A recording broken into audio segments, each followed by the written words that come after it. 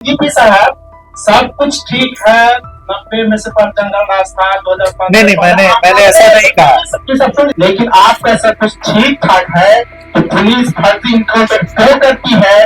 सरकार को सरकारी नौकरी क्यों देनी पड़ती है और मुआवजा क्यों देना पड़ता है? नहीं, एक सेकंड सुना जाए, एक सेकंड हमें सुना जाए। दिनारा में अजीत तिवारी के घर पर जो हमला हुआ, वहाँ 6 घंटे में वहां पे दोनों अभियुक्तों को गिरफ्तार कर लिया गया। 6 घंटे के अंदर पुलिस थी, जब उनका घर घूमता जा रहा था तब गोली पुलिस क्यों नहीं चलाई? आज आपको सीवान में AK-47 में गोली क्यों चलाई? पुलिस आप लोगों का बात सुनने के लिए तैयार नहीं है। एसडीएम बुला रहा है थाना को, 1 महीना पहले से मीटिंग रखा हुआ था थाना प्रभारी ने। अब आप जिस घटना के बारे में कह रहे हैं उस पे हम आप हमसे वार्ता करिए, अलग से हम बात करेंगे इस पर आगे। चलिए, बहुत बहुत धन्यवाद, thank you so much. Bihar police की उपलब्धियों को गिनाने के लिए आज एक प्रेस कॉन्फ्रेंस का आयोजन किया गया था। इस प्रेस कॉन्फ्रेंस को संबोधित करने के लिए खुद बिहार पुलिस के मुखिया यानी कि बिहार के डीजीपी विनय कुमार पहुंचे थे, एडीजी मुख्यालय सुनील कुमार पहुंचे थे, ADG law and order KS अनुपम पहुंची थी, होम सेक्रेटरी प्रणव कुमार थे, स्पेशल सेक्रेटरी शत्रनील सिंह थे, तमाम आला अधिकारी थे। बिहार पुलिस की उपलब्धियों को गिनाया जा रहा था। विनय कुमार एक एक कर बिहार पुलिस द्वारा किए जा रहे काम को गिना रहे थे। कैसे 90 के दशक में अपराध होते थे, अब अपराधों में कमी आई है, इसको बता रहे थे। लेकिन बीच प्रेस कॉन्फ्रेंस कुछ ऐसा हुआ जिसे आप भी सुन दंग रह जाएंगे। प्रेस कॉन्फ्रेंस के बीच में ही पत्रकारों ने सवाल पूछ दिया कि बिहार पुलिस तो बहुत बढ़िया काम कर रही है, लेकिन फर्जी एनकाउंटर कैसे हुआ भरत तिवारी का? आखिर जोगिया गांव में एक मजदूर की हत्या कैसे कर दी गई? हत्या के बाद पुलिस के सामने ही अजीत तिवारी जो कि दोषी है उसका घर कैसे जला दिया गया? AK-47 आपको मालूम है सिवान में किस तरीके से बवाल मचा था, AK-47 छात्रों पर कैसे चलाई गई? इन तमाम सवालों के बाद डीजीपी का भी बयान सामने आया है। आप सुनना चाहेंगे डीजीपी ने क्या कहा है? आप इस वीडियो को देखिए। तो that's it from my side. DGP साहब, सब कुछ ठीक है। 90 में से पर जंगल राज था 2005। नहीं, मैंने ऐसा नहीं कहा। मैंने सिर्फ अपराध की मैंने शब्द नहीं यूज किया। ये आपका शब्द है। 6000 हो रहा था, अभी 2024 आ गया। ठीक था, मैंने मान लिया, लेकिन आपका सब कुछ ठीक ठाक है तो पुलिस भर्ती इनकाउंटर क्यों करती है? सरकार को सरकारी नौकरी क्यों देनी पड़ती है और मुआवजा क्यों देना पड़ता है? यह स्पष्ट कर दीजिए। देखिए, आपका जो कहना है ये हम समझ रहे हैं कि आप क्या संकेत कर रहे हैं। उसमें जुडिशियल इंक्वायरी हो रहा है, पुलिस ने अनुसंधान किया, जहां कहीं पुलिस का जो कार्य है वहां पे पूरा प्रावधान किया गया, पूरा चेक्स एंड बैलेंसेस है। तो जहां कहीं हमारा उसमें जिस पुलिसकर्मी ने एक्सेस बल का प्रयोग किया उसको हम लोगों ने गिरफ्तार किया, उस पर कांटरू किया है और अन्य पुलिसकर्मियों पे जांच चल रहा है।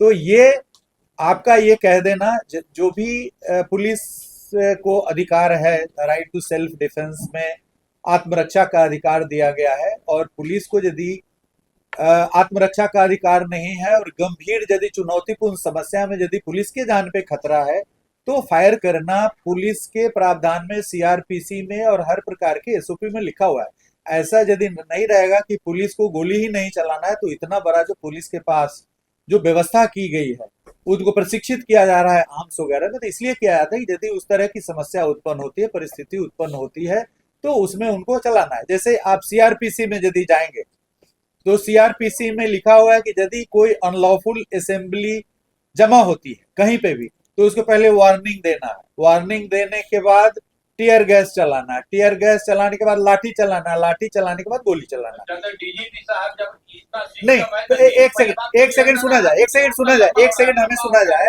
पुलिस में अनलॉफुल असेंबली को जैसे ही अनलॉफुल असेंबली हो जाता है, आगजनी करने लगता है, पत्थर चलाने लगता है, तो लिखा हुआ है। लेकिन हम लोग इतने सारे प्रोवोकेशंस आने के बाद जो सब आप मानेंगे, उसके बाद भी हम लोग, चूंकि जो भी जनता है और जनता और पुलिस अलग नहीं है, हम भी एक जनता का हिस्सा, हम भी एक नागरिक है।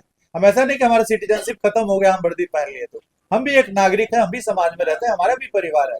इसलिए हम लोग ऐसे ही जहां परिस्थितियां रहती है टीयर गैस चलाने की, लाठी चलाने की, गोली चलाने की, 100 में 99 जगह पे हम लोग कोशिश कर रहे हैं कि हम अपने ऊपर जख्म सह करके और जनता के जान को बचाने का काम किया। इसमें कोई हमें बताने की जरूरत नहीं है। दिनारा में अजीत तिवारी के घर पर जो हमला हुआ, वहां की पुलिस 6 घंटे में वहां पे दोनों अभियुक्तों को गिरफ्तार कर लिया गया।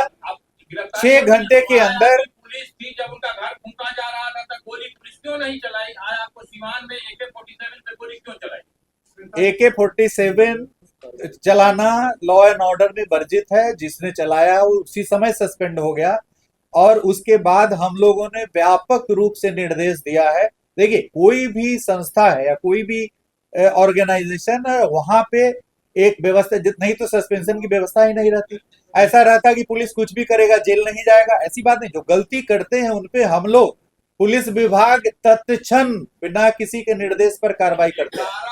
26 को आपको मसौढ़ी में एसडीएम के यहाँ थाना बुलाया जा रहा था। खलीफा थाना के एसडीएम 2 घंटा बैठे रहे, बुलाते रहे पर थाना प्रभारी वहां नहीं गए।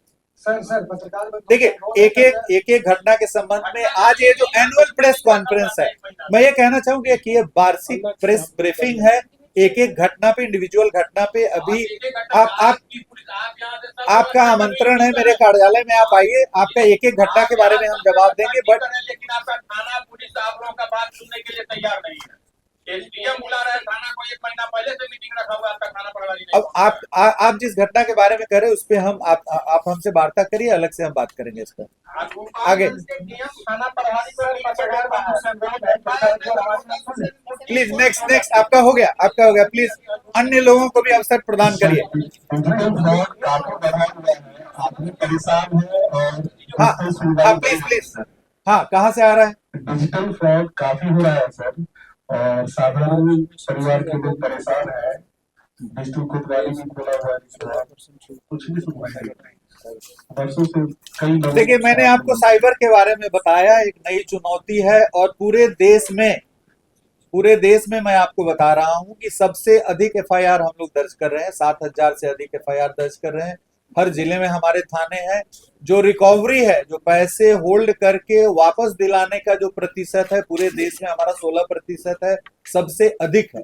तो ऐसा नहीं है कि ये समस्या सिर्फ बिहार फिसड्डी है और अन्य जगहों पे, अन्य देशों में, अन्य राष्ट्रों में आप जाकर के देखिए, पूरा राष्ट्र परेशान है। तो ये साइबर की जो समस्या है, मैंने शुरू में ही कहा कि साइबर एक बड़ी चुनौतीपूर्ण समस्या है और इसमें बिहार उन अग्रणी राज्यों में है। हमारा जो NCRP जो हमारा पोर्टल 1930 है, 1930 पे हमारा जो दर्जनों लोग, 30 से अधिक लोग लगातार 24 घंटे कंप्लेंट सुनते हैं। जो FIR दर्ज करने का मामला है उसमें FIR दर्ज हो रहा है, अनुसंधान हो रहा है। हाँ, मैं ये कहूंगा कि जो तंत्र विकसित हुआ है पिछले 2 वर्ष पुराना है, 2023 के बाद से ही थाना गठित हुआ है, जब समस्या आ गई है उसके बाद। तो ये इसमें और बढ़ोतरी की, पिछले साल हम लोगों ने बताया आपको कि वर्टिकल गठित किया है, जो आर्टिफिशियल इंटेलिजेंस PhD के IG हमारे हैं, वो लगातार इस पे कार्रवाई कर रहे हैं। लेकिन जैसे अभी एक आया, अभी हम लोगों ने लिखा है एयरटेल, एक ID पर 50-100 सिम निर्गत हुआ है, 9 से ज्यादा नहीं देना है सिम। तो इसमें अब सिम देने वाला आप यदि कहीं पे जा रहे हैं, POS पे जा रहे हैं, आपका जो जितने सारे जो IDs हैं, जो आधार है, ये सब, इसमें हम लोगों ने करीब 100 FIR दर्ज किया है फर्जी आधार बनाने वालों पे।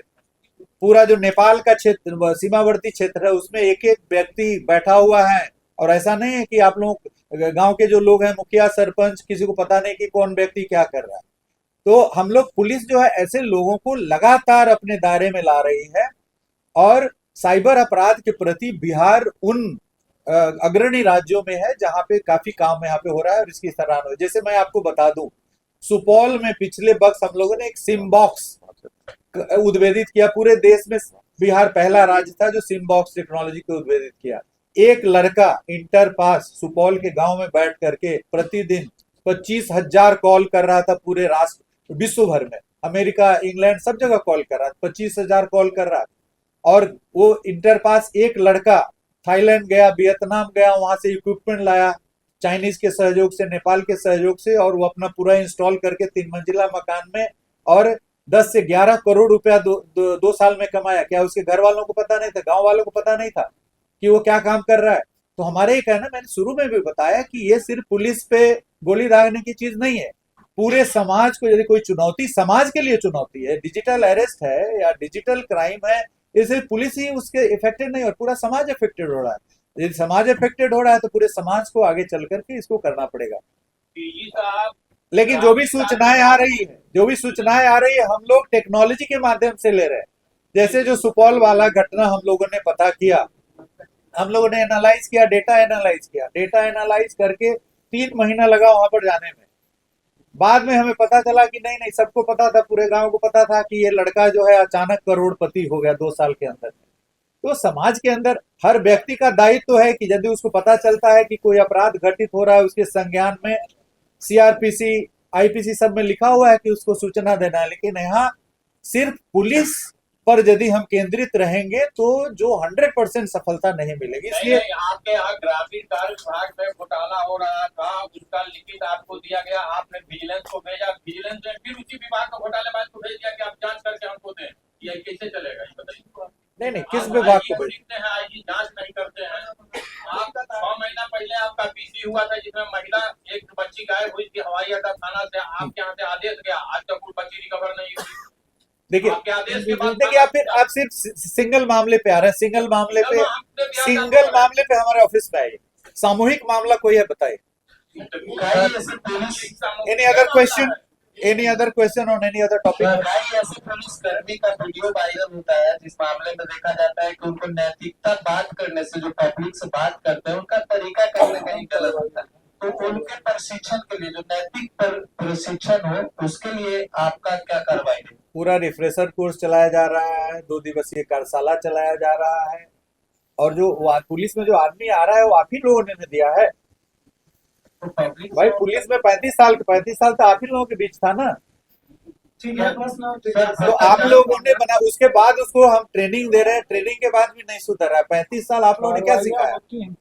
और ऐसे जो भी मामले आ रहे हैं, तत्क्षण आप एक मामला बता दीजिए कि कहीं पर पुलिसकर्मी ने कानून भंग किया हो और उसको कार्रवाई होने में विलंब हुआ हो।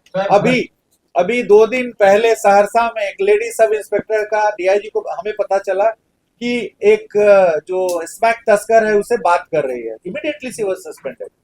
पुलिस विभाग में चाहे डीवाईएसपी हो, सब इंस्पेक्टर हो, इंस्पेक्टर हो, कोई भी हो, 1 दर्जन करीब डीवाईएसपी सस्पेंड हुए हैं हमारे 1.5 साल के अंदर में।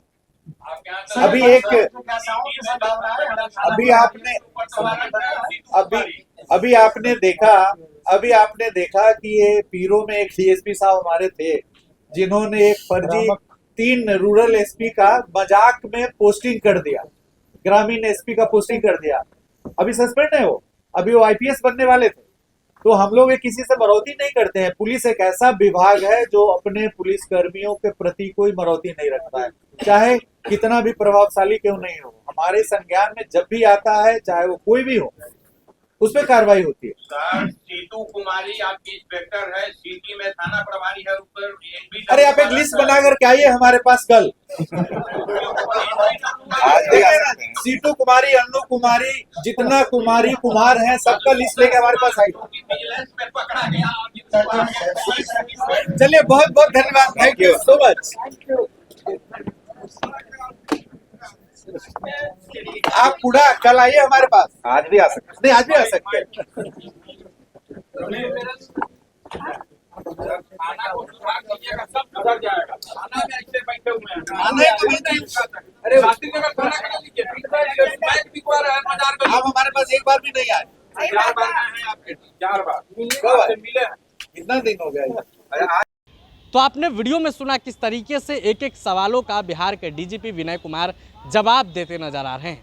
लेकिन क्या इस जवाब से आप संतुष्ट हैं? अपनी राय कमेंट बॉक्स में रखेंगे। वीडियो देखने के लिए आपका धन्यवाद। प्रभातखबर.com, विश्वास वही, रफ्तार नहीं।